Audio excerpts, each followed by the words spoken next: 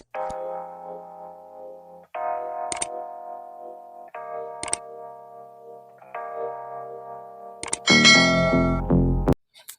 Viewers, welcome back to my YouTube channel Mathenius the mathematical genius.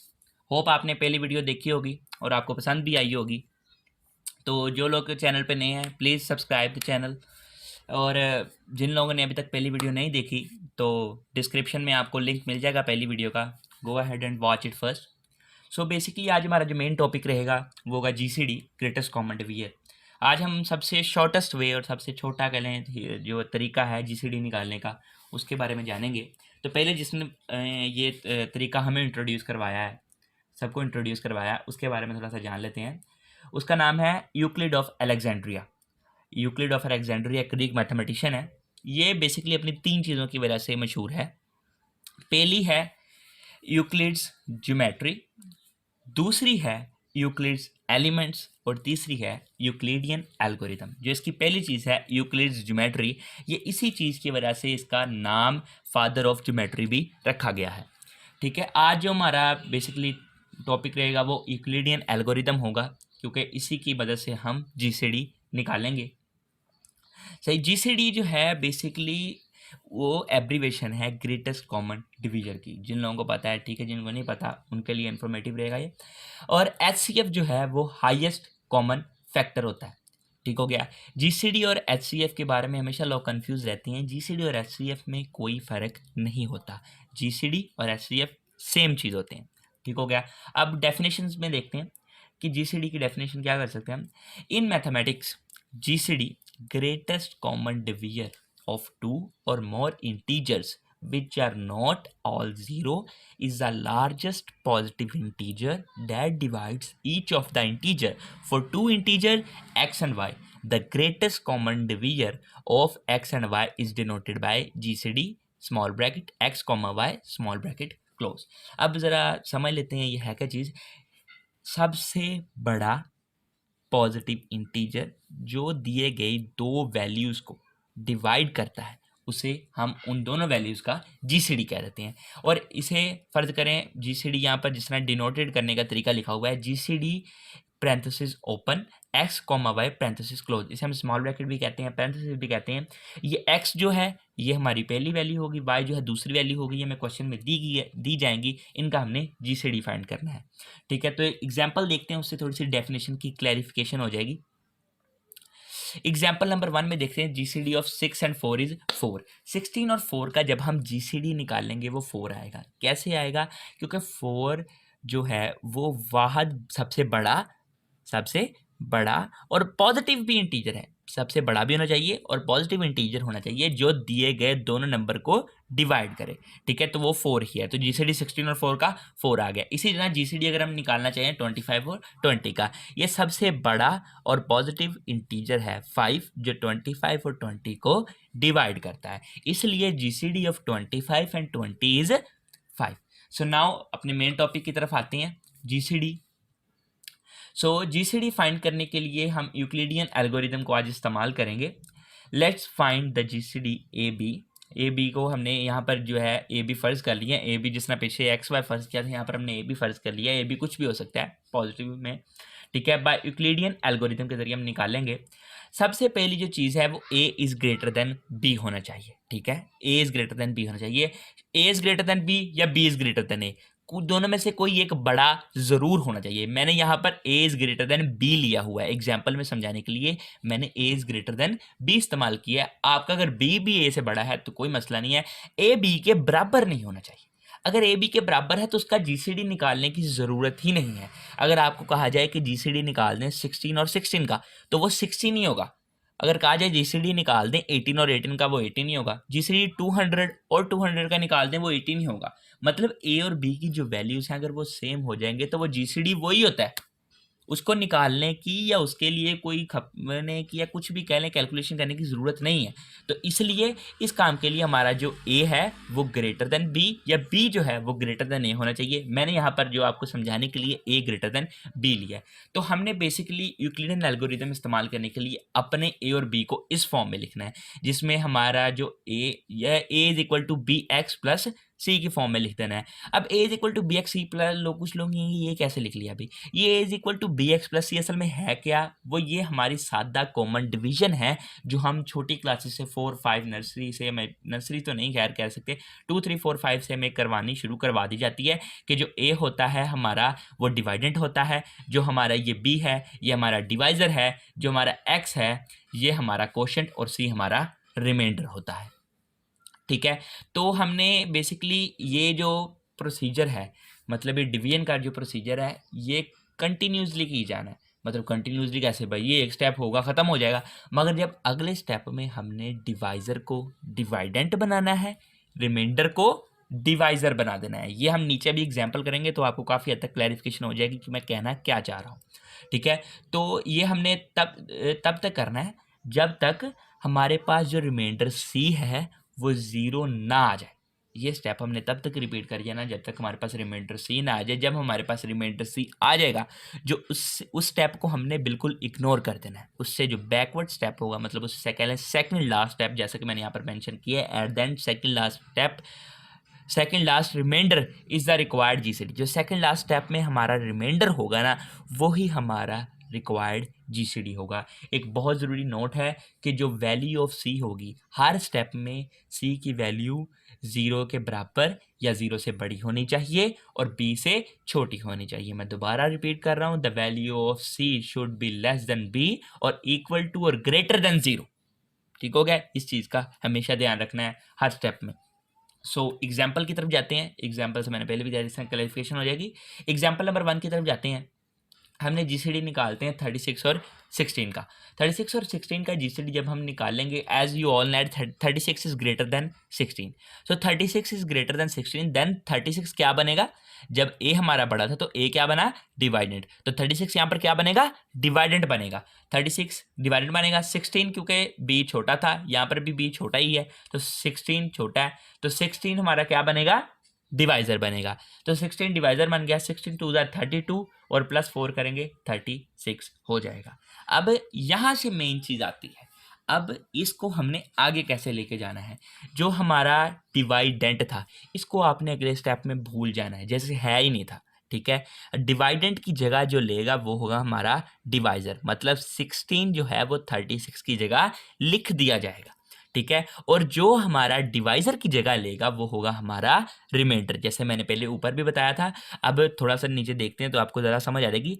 देखें, 36 की जगह किसने ले ली है, 16 ने, और रिमाइंडर की जगह रिमाइंडर ने किसकी जगह ले ली है, 16 की। मतलब डिवाइजर डिवाइडेंट बन गया, रिमाइंडर डिवाइजर बन गया। अब अगर आप ध्यान दें तो इसका रिमाइंडर क्या निकला है, रिमाइंडर इससे अगर आप इस इक्वेशन को इक्वेट करें तो आपको क्या लगता है, सी की वैल्यू 0 ही होगी, क्योंकि हम पहले कह चुके हैं जब सी की वैल्यू 0 आ जाए तो उस स्टेप को हमने इग्नोर कर देना है, इग्नोर दिस होल स्टेप। ठीक है, इस स्टेप को इग्नोर कर दिया। इसके बाद जो सेकंड लास्ट स्टेप, इसका ये लास्ट है तो सेकंड लास्ट यही बनेगा। सेकंड लास्ट स्टेप का जो रिमाइंडर है, हमारे यहाँ पर रिमाइंडर क्या है, 4 है, तो सेकंड लास्ट स्टेप का रिमाइंडर क्या है हमारा, 4। तो जो 4 होगा वो जीसीडी होगा 36 और 16 का। 4 is the GCD of 36 and 16। बहुत ही सिंपल शॉर्टेस्ट मेथड है, थोड़ी सी प्रैक्टिस करेंगे तो आप easily just in few minutes और सेकंड्स में आप अपना जीसीडी हासिल कर लेंगे। ठीक है, एक और एग्जांपल देखते हैं, तो बड़ी छोटी सी थी, थोड़ी सी बड़ी लेते हैं। जीसीडी ऑफ 2048 और 621 का जीसीडी लेते हैं। तो हमें पता है 2048 621 से बड़ा है, तो 2048 जो है वो हमारा डिवाइडेंट बन जाएगा, 621 हमारा डिवाइजर बन जाएगा। यहाँ पर हमारा क्वेश्चन जो है वो 3 आया है और रिमाइंडर 185 आया है। हमेशा याद रखना है कि जो रिमाइंडर है आपका वो हमेशा 0 हो या 0 हो या 0 से बड़ा हो, और ये जो आपका b की वैल्यू मतलब आपके डिवाइजर से हमेशा छोटा होना चाहिए। जिस तरह आप देख सकते हैं 185 621 से छोटा है। ठीक हो गया, छोटा ही आएगा वैसे हमेशा, कोशिश आपने फिर भी करनी कि छोटा ही होना चाहिए। ठीक है, देन आगे 621 जो है वो आप देख सकते हैं डिवाइजर से डिवाइडेंट बन गया, 185 रिमाइंडर से डिवाइजर बन गया। इसी तरह कंटिन्यूसली आपने यही स्टेप परफॉर्म करते जाना है। आप देखें दोबारा 185 डिवाइजर से डिवाइडेंट बन गया है, 66 रिमाइंडर से डिवाइजर बन गया है। तो जैसा कि अब आपको पता है अगले स्टेप में 66 जो होगा वो हमारा डिवाइडेंट बन जाएगा और जो हमारा डिवाइजर होगा वो 53 होगा। ठीक है, हमने ये स्टेप तब तक कंटिन्यूसली करते जाना है जब तक यहाँ पर हमें रिमाइंडर में 0 ना मिल जाए। अब जिस तरह अगले स्टेप में देखें 53 जो हमारा पहले यहाँ पर क्या था, डिवाइजर था, वहाँ पर डिवाइडेड बन गया है। 13 रिमाइंडर था, वहाँ पर क्या बन गया, हमारा डिवाइजर बन गया। ठीक है, अब एक स्टेप और होगा। ठीक है, 13 जो था डिवाइजर से डिवाइडेंड बन जाएगा दोबारा, और 1 जो है रिमाइंडर से डिवाइजर बन जाएगा। ठीक है, अब आप ध्यान से देख सकते हैं रिमाइंडर हमारे पास क्या आ चुका है, 0। बस आगे जाने की ज़रूरत नहीं है। ठीक है, आगे जाएगा भी नहीं वैसे। तो रिमाइंडर 0 आ चुका है, इसी जगह पे हमने ये लास्ट स्टेप है इसे इग्नोर कर देना है, इग्नोर दिस स्टेप। और देन हमारा जो इससे सेकंड लास्ट स्टेप हुआ, ये हमारा लास्ट है, तो ये हमारा सेकंड लास्ट स्टेप है। इस सेकंड लास्ट स्टेप में ये जो 1 की वैल्यू हमें नज़र आ रही है, क्योंकि हमारा सेकंड लास्ट स्टेप में जो रिमाइंडर होता है वही हमारा रिक्वायर्ड जीसीडी होता है। तो हमारे जो required GCD of 2048 and 621 is 1। ठीक है, होप आपको समझ आ गई होगी। अगर नहीं आई तो इसे आप ज़रा वीडियो को ज़रा दोबारा बैक करें, देखें, इंशाल्लाह समझ ज़रूर आएगी। तो आप इसको सिर्फ वीडियो तक ही ना महत्व रखें, तो आप इसे बेसिक, मैं तो कहूँगा कि रजिस्टर पे प्रैक्टिस करें, अपनी मर्ज़ी से कोई भी एक्स वाई या ए बी कह लें, आप वैल्यू लें, कोई भी लें, उनका जीसीडी फाइंड करने की कोशिश करें, तो आपका आहिस्ता आहिस्ता कह लें, जिस तरह कहते हैं ना, रमा हो जाएगा, वो हो जाएगा। ठीक है, तो अब हम ज़रा देखेंगे कुछ लाज भी हैं कि कुछ चीज़ों के लिए, जिस तरह मैंने सबसे, जब हम जीसीडी सेकंड पेज का शुरू था, मैंने आपको बताया था कि अगर हम ए और बी बराबर हो जाएंगे तो हमें जीसीडी निकालने की ज़रूरत नहीं है, क्योंकि ये ला है, if a is equal to b then the GCD is either a or b. ठीक है, इसी तरह हम थोड़े से लाज देखेंगे इसके जीसीडी के लिए। पहला तो ला ये हो गया। ठीक है, इसी तरह लाज ऑफ जीसीडी में एक और ला देखते हैं, if A and B both are prime numbers. उम्मीद है बताने की ज़रूरत नहीं होगी कि प्राइम नंबर्स क्या होते हैं। प्राइम नंबर्स वो नंबर्स होते हैं जो अपने अलावा किसी और पे डिवाइड ना होते हों। If A and B both are prime numbers, अगर in GCD A or B में ए और बी दोनों ही प्राइम नंबर हैं तो उसका जीसीडी निकालने की ज़रूरत ही नहीं है, उसका जीसीडी हमेशा 1 ही आएगा। ये एक ला है। फ़र्ज़ करें अगर आपको कोई जीसीडी निकालने के लिए कहता है, ए और बी दोनों वो प्राइम नंबर दे देता है, तो आप उसकी कैलकुलेशन ना करें, आप डायरेक्ट उसका आंसर 1 लिख दें और नीचे बता दें, it is a law of GCD that if A and B both are prime number in GCD of A B then the GCD of A B is equal to 1। ठीक हो गया। इसको एक एग्जाम्पल के ज़रिए अगर हम समझने की कोशिश करें, सो हम कह सकते हैं कि फॉर एग्जाम्पल जीसीडी फर्ज करें, जिस तरह यहाँ पर मैंने 2 प्राइम नंबर्स ले लिए हैं, 7 और 11। ठीक है, 7 भी एक प्राइम नंबर है, 11 भी एक प्राइम नंबर है। हम यहीं पर बता देते हैं इसे कि इसका जीसीडी 1 है, मगर हम क्योंकि आपको एक्सप्लेन करना है तो हम इसका जीसीडी फाइंड करते हैं। 11 इज ग्रेटर देन 7, तो 11 डिवाइडेंट और 7 डिवीज़र बन जाएगा। वही मेथड कंटिन्यूसली अप्लाई करी जाना है आपने तब तक जब तक हमारे पास रिमाइंडर में 0 ना आ जाए। यहाँ पर आप देख सकते हैं हमारे पास रिमाइंडर में 1 आ चुका है और अगले स्टेप में हमारे पास रिमाइंडर में 0 आ चुका है। तो जैसे ही रिमाइंडर में 0 आए तो हमने उस स्टेप को इग्नोर करना होता है, और जो सेकंड लास्ट स्टेप में हमारा 1 था वही हमारा जीसीडी है। तो जिस तरह के हम, इसका मतलब ये जो हमारा ये ला है ये वैलिड होता है जब ए और बी दोनों प्राइम नंबर्स होंगे, तो जीसीडी क्या निकलेगा, 1 निकलेगा। ठीक है, एक और ला इसी तरह देखते हैं, either a or b is prime number. अब यहां पर क्या था, ए और बी दोनों प्राइम नंबर है तो 1 हो गया। यहां पर क्या कह रहे हैं, अगर ए और बी कोई एक भी प्राइम है, ए और बी कोई एक भी प्राइम है इस चीज में जीसीडी एमी में, तो वो 1 के बराबर हो सकता है। उसके लिए ये 2 कंडीशंस है, अगर ये इन कंडीशंस को पूरा करता है तो उसका जीसीडी प्राइम ही होगा। पहली कंडीशन जो है ए बी के बराबर नहीं होना चाहिए, और दूसरी है ए बी का मल्टीपल नहीं होना चाहिए। ठीक हो गया। ये कंडीशंस तभी वैलिड होंगी जब ए बी से बड़ा है। अगर बी ए से बड़ा है तो यहाँ पर पहली कंडीशन ऐसे ही रहेगी, मगर जो दूसरी कंडीशन वो चेंज हो जाएगी, वो हो जाएगी b is not a multiple of a. ठीक हो गया। Either a or b is prime then GCD such that will be equal to 1 if and only if a is not equal to B और a is not a multiple of b. मतलब a b का ना तो multiple हो, ना ही A B के बराबर हो, और ए बी से बड़ा भी हो। ठीक हो गया। तो देन हम उसका कह सकते हैं उसका जीसीडी जो होगा कैलकुलेशन करने की जरूरत नहीं है, वो 1 के बराबर होगा। जिस तरह अब हमें एक और एग्जांपल इस चीज के लिए देख लेते हैं। अब हमें फॉर एग्जांपल के तौर पे जीसीडी ले लेते हैं 14 और 7 का। अगर आप ध्यान से देखें जो 14 है वो ग्रेटर देन 7 है, मतलब ए इज ग्रेटर देन बी है। ठीक हो गया। अब जब ए इज ग्रेटर देन बी है तो पहली कंडीशन है ए बी के बराबर नहीं होना चाहिए, तो ए बी के बराबर नहीं है। दूसरी है a is not a multiple of b, a b का मल्टीपल नहीं होना चाहिए, मगर ये कंडीशन इसके लिए सेटिस्फाई नहीं होती because A is a multiple of B, 14 is a multiple of 7, so 14 is a multiple of 7, so GCD of 14 and 7 is not 1, इसका जीसीडी जो है वो 1 नहीं होगा। ठीक है, इसका जीसीडी 1 नहीं होगा। अब एक और एग्जांपल देखते हैं, जीसीडी ऑफ 10 एंड 3, जिस तरह हम फिर से देख सकते हैं 10 इज ग्रेटर देन 3, सो ये चीज़ वैलिड हो रही है इस चीज़ पर। And A is not equal to B, और ए बी के बराबर भी नहीं है। और दूसरा क्या है, A is not a multiple of B, कि ए जो है बी का मल्टीपल भी नहीं होना चाहिए, और ये कंडीशन भी इस पर वैलिड हो रही है, तो इस चीज़ का भी जीसीडी 1 ही होगा। So we can say that GCD of 10 and 3 is 1। क्यों? Because according to this law we can say that.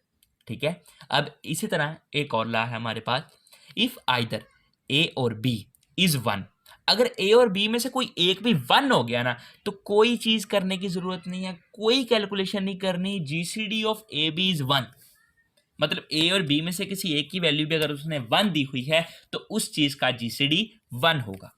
ठीक है, जिस तरह आप देख सकते हैं जीसीडी ऑफ 14 और 1, इसके अंदर हमारे पास बी 1 है, जीसीडी ऑफ 1 एंड 2 5 6 4, इसके अंदर हमारे पास ए 1 है, एंड जीसीडी ऑफ 5 6 1 8 एंड 1, इसके अंदर हमारे पास फिर से बी 1 है। मतलब जो है ए और बी में से कोई एक 1 हो, अगर फर्ज करें ए 1 है, एक जो है वो 1 जो है वो ए के बराबर है, 1 ए जो है हमारा 1 निकल आया, तो बी फर्क नहीं पड़ता, कुछ भी हो उसका जीसीडी 1 ही होगा।